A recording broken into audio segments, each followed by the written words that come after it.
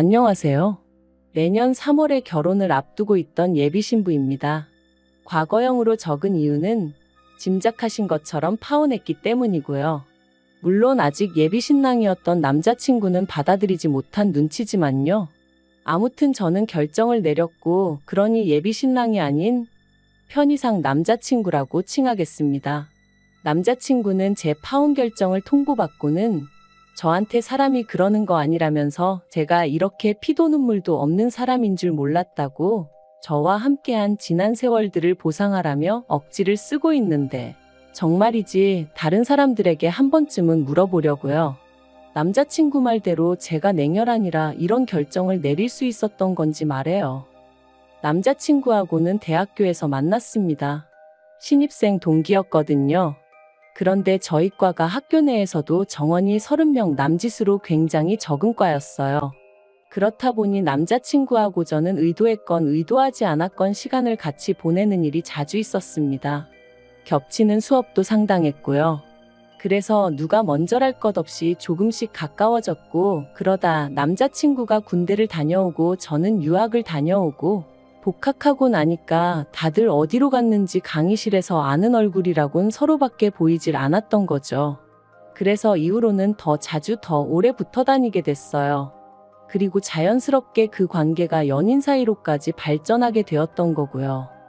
그런데 결혼 이야기가 오가던 무렵, 남자친구가 제 눈을 피해 누군가와 연락을 주고받고 심지어 몰래 만났다는 정황을 알게 되었습니다. 충격이었죠. 사귀는 동안 아주 사소한 문제로도 저를 서운하게 한 적이 없었거든요. 그래서 고민 끝에 혹시 여자라도 생겼냐고 단도직입적으로 물었습니다. 그랬더니 남자친구가 펄쩍 뛰면서 그게 무슨 소리냐고 하더라고요. 그리고는 자기도 제가 왜 그런 의심을 하는지, 딱 눈치를 챘는지 한숨을 내쉬고는 실은 자기가 저에게 말하지 않은 게 있다면서 자기 부모님이 재혼하신 사이라는 거예요. 처음엔 좀 솔직히 깜짝 놀랐어요. 왜냐하면 이미 남자친구 부모님을 몇 번이나 만났었는데 두 분 사이도 너무 좋으셨고, 특히나 새어머님, 그러니까 제가 그때까지도 당연히 남자친구의 원래 친어머니라고 생각했던 그분이 남자친구를 대하시는 건 제 어머니가 저를 대하시는 모습과 별반 다를 게 없었거든요. 아무튼 남자친구는 상황이 이렇게 되었으니 더는 감출 게 뭐가 있겠냐면서 자기 이야기를 시작했고, 그 이야기는 꽤나 충격이었습니다.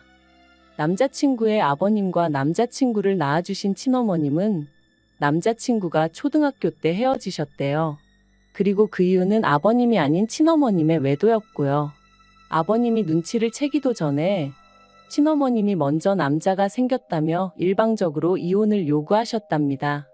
하지만 그럼에도 불구하고 아버님은 자식까지 있는 여자가 어떻게 그렇게 쉽게 가정을 버릴 생각을 할 수가 있냐고 이혼은 못 해준다고 버티셨대요. 그러면서 지금이라도 정리하고 돌아오면 두 번 다시 입에 올리지도 않겠다. 아무 일도 없던 것처럼 용서하고 살겠다. 그렇게까지 말씀도 하셨다나요? 하지만 친어머님은 사랑 없이 못 산다. 자식도 필요 없다. 자기를 놔달라. 그래서 그렇게 결국 두 분은 이혼하셨답니다. 그런데 더 황당한 건 이혼하고 나서 보니까 친어머님이 사채를 엄청나게 빌려 쓰셨더라는 거예요. 그래서 아버님이 남자친구만 데리고 거의 야반도주하듯 이사를 가셔야만 하셨다고요. 이후로 아버님은 지금의 새어머님을 만나 재혼을 하셨어요. 두 분은 어린 시절 친구 사이였고 당시 새어머님은 사별을 하신 상황이었다고요. 남자친구 말로는 자기가 듣기에 새어머님이 더 적극적으로 다가오셨는데 그런 새어머님께 아버님이 나는 가진 게 없어서 너를 행복하게 못 해준다 하셨답니다. 하지만 새어머님은 사별한 남편이 남기고 간 유산도 있고 또 친정 자체가 워낙 잘 살던 집이라 그런 건 아무 문제가 안 된다 하셨대요. 그저 바라는 게 하나 있다면 건강하게 오래오래 옆에 있어 달라고. 아무튼 그래서 두 분이 재혼을 하게 되셨고 그때부터 남자친구가 말하길 모든 것이 달라졌답니다. 새어머님이 빚부터 시작해서 많은 부분을 해소시켜 주셨다고요. 그런데 그렇게 아버님과 남자친구가 조금씩 새로운 가정에 적응해 나가던 때 남자친구가 친어머님으로부터 연락을 받았답니다. 친어머님께선 남자친구에게 엄마가 그립지 않았냐며 미안하다고, 너만 괜찮다면 예전처럼 돌아가고 싶다 뭐 그런 말씀을 하셨다대요. 하지만 그 사실을 알게 되신 아버님께서 전 부인인 친어머님을 만나서는 이제 와서 무슨 염치로 연락을 하느냐고, 어디 가서 죽더라도 아무 소식도 알리지 말라셨답니다. 그리고는 한 번만 더 우리 주변에서 얼쩡거리면 평생 후회하게 만들어주겠다 뭐 그런 식으로 경고를 하셨다고요. 이 이야기를 들었을 땐 정말 놀랐어요. 평소에 제가 뵌 아버님은 말수가 많지는 않으셔도 배려가 넘치시고 따뜻하신 분이셨으니까요. 아무튼 상황이 그랬음에도 불구하고 남자친구는 결국 친어머님을 끊어내지 못했답니다. 저한테 그러더라고요. 그래도 자기를 낳아주신 어머니인데 어떻게 아예 모른 척할 수 있었겠냐면서.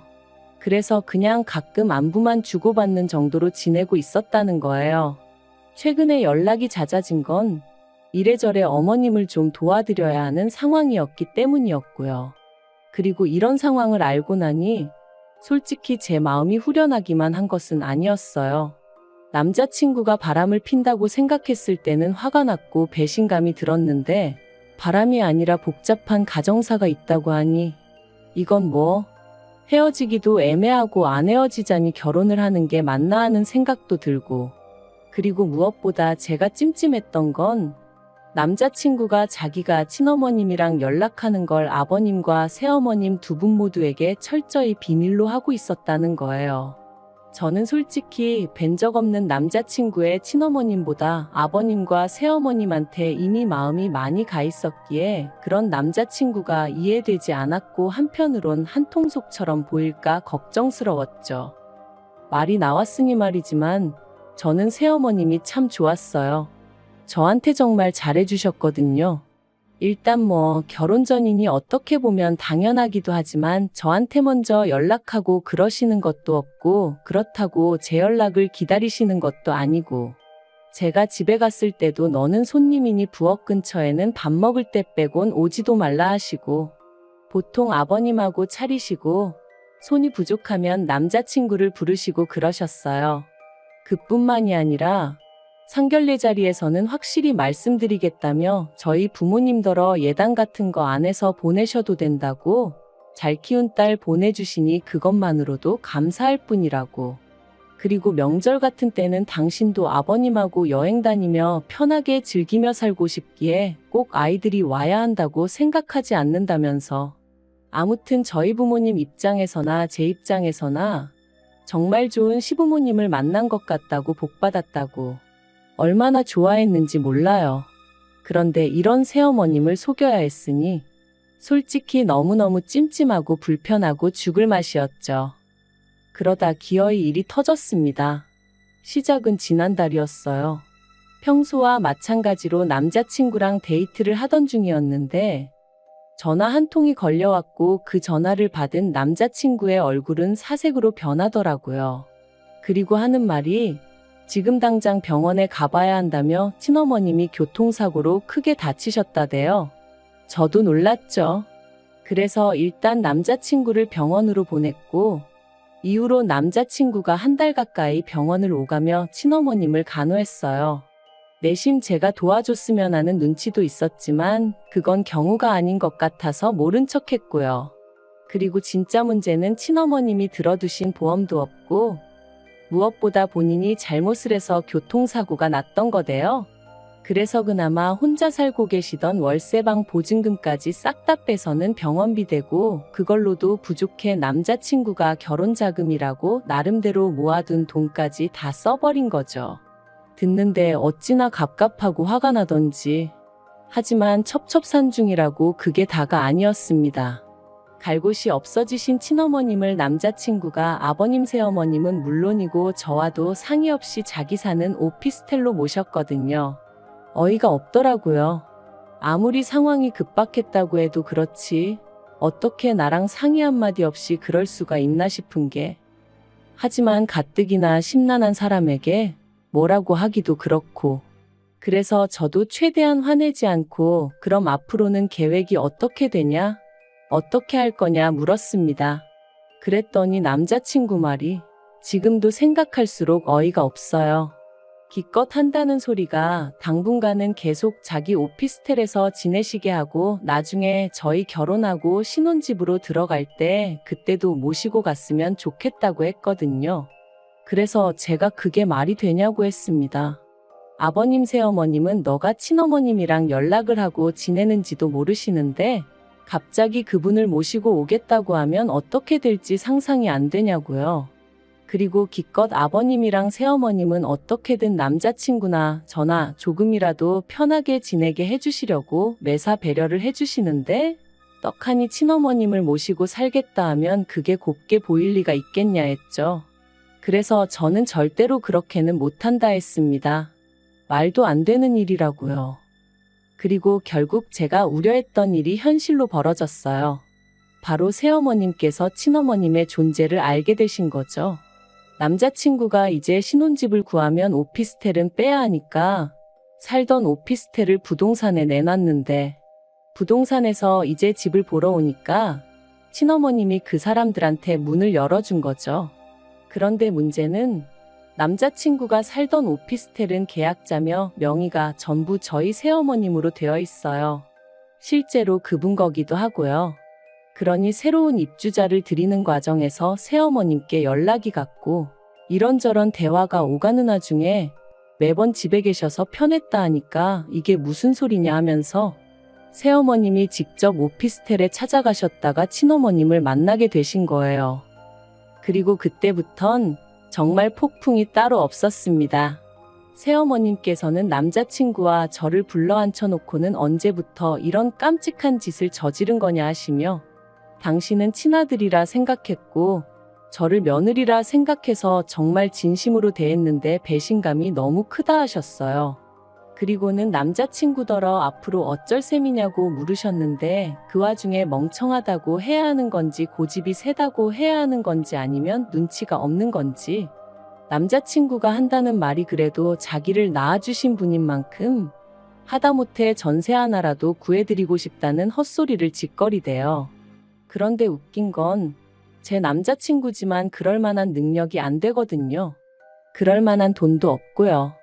아닌 게 아니라 신혼집도 새어머님이 해주시는 거였고 그나마 남자친구가 모아둔 알량한 돈 몇 푼 그건 벌써 병원비로 다 들어갔는데 이 와중에 친어머님한테 전세를 얻어주고 싶다니 제가 머리에 돌을 맞았나 싶더라니까요. 그러자 아버님과 새어머님 두 분 다 남자친구더러 그럼 그러라 하셨습니다. 네 능력껏 전세고 뭐고 얻어주던지 말던지 알아서 하라고요. 그리고는 단 지금 사는 오피스텔에선 최대한 빨리 짐 빼고 그리고 이제 너랑 나는 남남이다. 앞으로는 네 본가가 여기라고 생각하지 마라. 친어머니한테 잘해드려라 하며 선을 딱 그으시는데 솔직히 망했다 싶었죠. 그리고 이틀 뒤 저는 남자친구의 친어머님이란 분에게 연락을 받았습니다. 남자친구에게 무슨 이야기를 어떻게 들으셨는진 몰라도 저를 한번 만나고 싶다 하셨어요. 제가 어떤 사람인지 궁금하기도 하고 당신 며느리감이라니 빨리 보고 싶다면서 말이죠. 그리고 솔직히 여기서부터 이미 거부감이 들었습니다.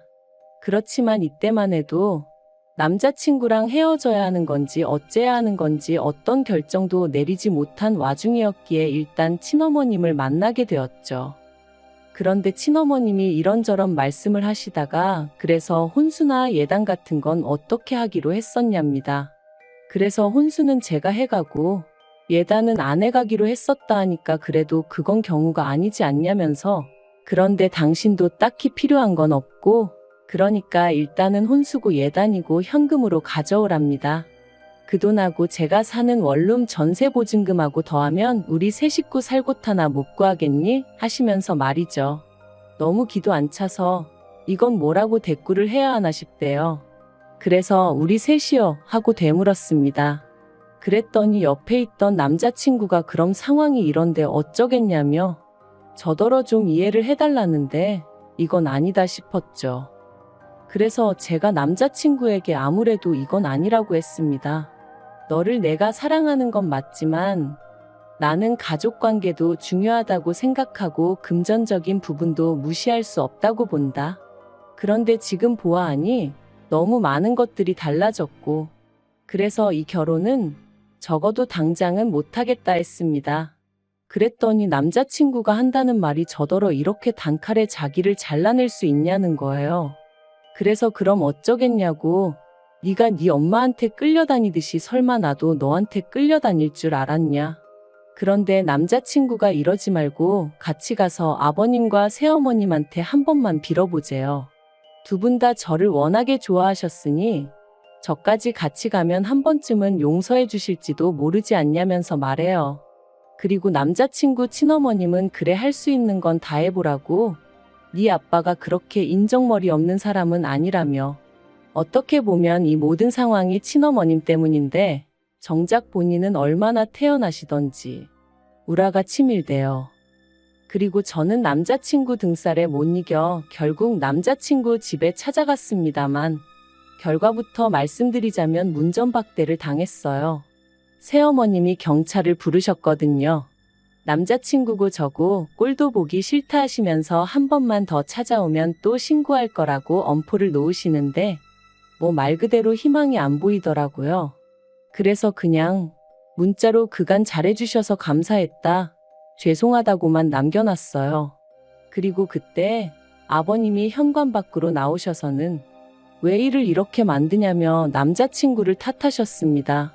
그리고는 앞으로는 뭐 아무것도 기대하지 말라고, 경제권이고 뭐고 새어머님이 다 쥐고 계셔서 당신은 따로 도와줄 수도 없다고 그러시더라고요.